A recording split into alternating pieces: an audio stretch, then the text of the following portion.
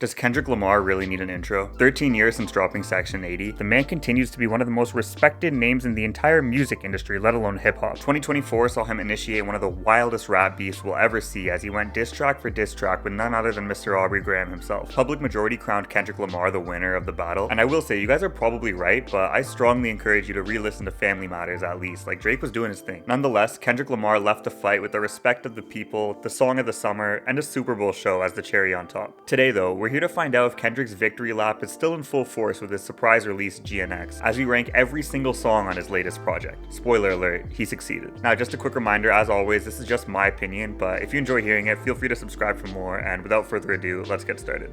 Yesterday somebody whacked out my mural. What a sinister start to the album. I think this song serves its purpose well by very quickly giving us a sense of what to expect with this project. Like usual, Kendrick is a little angry, and he has a lot to say about his place in the industry amongst his peers. He quite clearly tells us he's not focused on double entendres at the moment, and he proves it immediately by calling out Snoop Dogg and Lil Wayne by name for some of their actions this year that he wasn't a big fan of. Beyond the callouts though, I also just really like the production on here. It's simple but highly effective and really complementary to Kendrick's energy on the track with the spooky sounding horns and the bass heavy beat. It just worked really well. I will say the song felt a bit too long in my opinion, but Kendrick did have a lot to talk about, and it's kind of serving as the pre-monologue to the entire album, so it's not really a deal breaker by any means. In fact, I'm gonna give the track an 8 to start things off. Squabble up, squabble up, squabble up. Squabble Up has been previewed for some time now, and it still sounds just as fun as it did when we first got the snippet alongside the Not Like Us video. I feel like there are maybe two different reactions to the heavy West Coast sounding tracks like this one, depending on how much you appreciate that sound. With some saying it's awesome to see this style from him, while those listening from perhaps a more Drake-tinted lens feel that he's just making B-side versions of Not Like Us. Personally, I think it's dope to see him leaning into this sound this hard for one project. Uniting the West Coast and putting it back in front of shit, to quote his words directly, is clearly a motivation of his at the moment, and this is also reinforced through the many inclusions of less mainstream LA artists on this record. Not long ago did Drake use an AI Snoop Dogg voice to mockingly refer to Kendrick as the West Coast savior, and K-Dot seems to be taking this role seriously. Kendrick's nasally voice and use of inflections also tends to be another divisive topic, but I feel like even the haters have to say it works so well on Squabble Up. His delivery for "get the fuck out my face," that part alone is enough to bump the score up for me, but there is still better to come. It's getting another 8. If it was up to me, I wouldn't get it, nobody's no sympathy.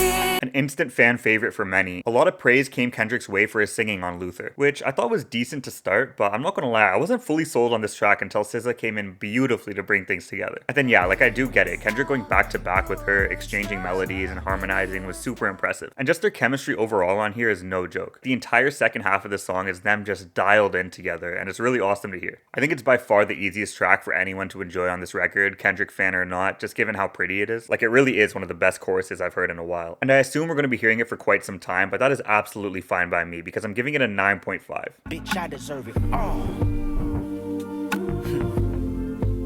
Perhaps I'm missing some of the deeper meaning, but Man of the Garden came off a bit weird to me. And it's not just because it's not a catchy song like the previous two. Not every song is meant to be a banger, I get it, but even through the lens of a slower, introspective track, I personally just didn't connect with it as much. Kendrick spends his verses convincing the listener that he deserves all of his material possessions and success because of the work he's put in and the good he's done. And like, sure, but why do you feel the need to mention it in this way? I don't have a problem with him flexing, he has a lot to flex about, but there's obviously more to it than that. I think the point might be that he's almost struggling with his ego and success, but then he decides to sort of embrace it anyway because he feels that he's done good by his people. And it's interesting for sure, like I don't hate it at all, but it is one of the weaker ones off the album for me, and I think part of it probably is the sound, which I do like in parts. It's got like a cool spacey feel and an elegant choir, but overall I was left slightly bored. Now ultimately, Kendrick's writing and delivery will almost always be interesting enough to warrant a positive score, and I do still think that's the case here, especially how he builds things up into his last verse where he really picks up in energy. Like I thought that was compelling and a really strong closeout to the song, but unfortunately it wasn't enough for me to score it higher than a 6.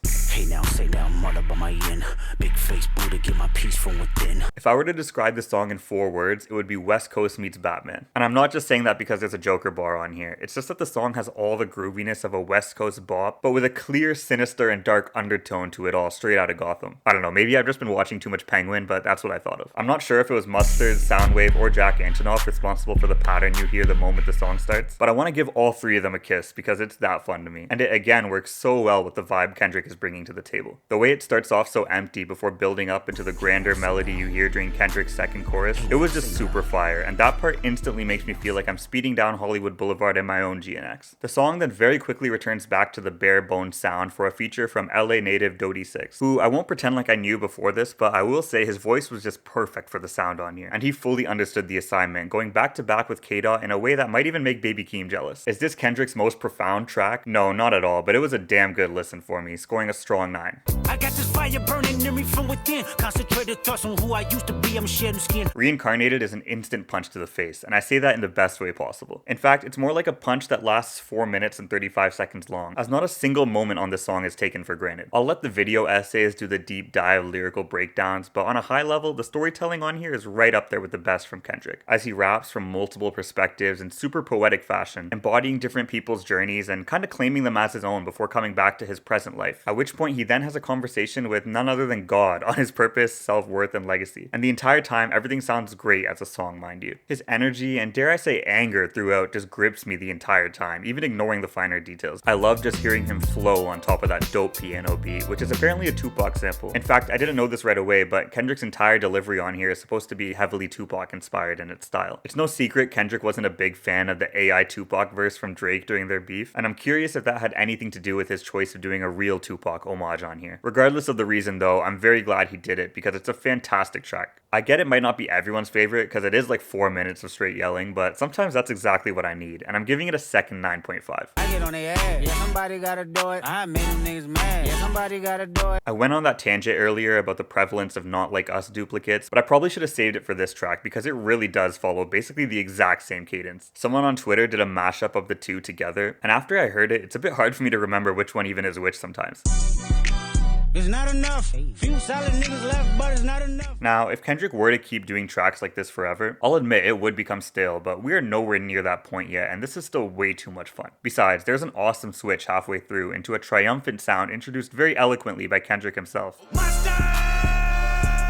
It really is fascinating to me how Kendrick's music is getting both goofier and angrier at the same time, while still being just as compelling. I also really enjoyed Lefty Gunplay's closeout to the track. It's about as simple as you can get, as he repeats crazy, scary, spooky, hilarious over and over again, but I don't know, it just really worked. And if you think about it, those 4 words basically describe the entire album, so it actually is quite the profound statement. TV Off is both another banger and another 9 for me. Bitch, I'm from the land. Don't say you hate LA when you don't travel past the 10. Dodger Blue is the second instance of melodic rap from Kendrick on this album after what we got in Luther, but the difference to me this time around is that there was no SZA to save the day. What's left behind is quite the forgettable track for me actually, as this one struggles to captivate me at all despite it having multiple features and a pretty polished production. It's not bad, and I'm all for the more chilled out songs, but even as that, it's just a bit boring. It's interesting to hear Kendrick explore this 80s style synthy production, but I also don't really think I need to hear him do it again. Unfortunately, none of the features pick things up for me either. I'm sure for some of you guys it's a sleeper, but for me it's a textbook skip, and I'm gonna have to give it a 5. Peekaboo, I just put them bookers in my chain. Peekaboo, 80 pointers like a Kobe game. We get another lyrical masterpiece from Kendrick in Peekaboo. The way he says bing bop boom boom boom bop bam is just so eye-opening, and I don't get how he comes up with this stuff. If you couldn't tell, I'm kidding. This is obviously not the most serious song from Mr. Lamar. In fact, it's kind of nonsense, but man, I kind of enjoy it a little more every time I hear it. To me, I feel like Kendrick is once again jokingly reminding everyone that he can make simple head bop rap just as much as the next guy, if not better. Though I'm sure those who don't like his voice and antics as much aren't going to appreciate the goofy vibes he brings on here. And I say goofy, but at the same time, it is another dark, evil sound that permeates throughout this one, and I do really like the production. And I also did enjoy the feature, whose name I thought was Ass Cheek for a second, but I searched it up, and apparently he gets that a lot, and his name is actually pronounced AZ Chike, so yeah, the more you know. I don't know if the chemistry on here is quite as strong as it was with Dodie 6 on Hey Now, for example. Maybe I just like that beat more, but it still is really fun to see Kendrick meshing with all these different artists at ease. Peekaboo is going to score a silly 7 for me. God bless our hearts.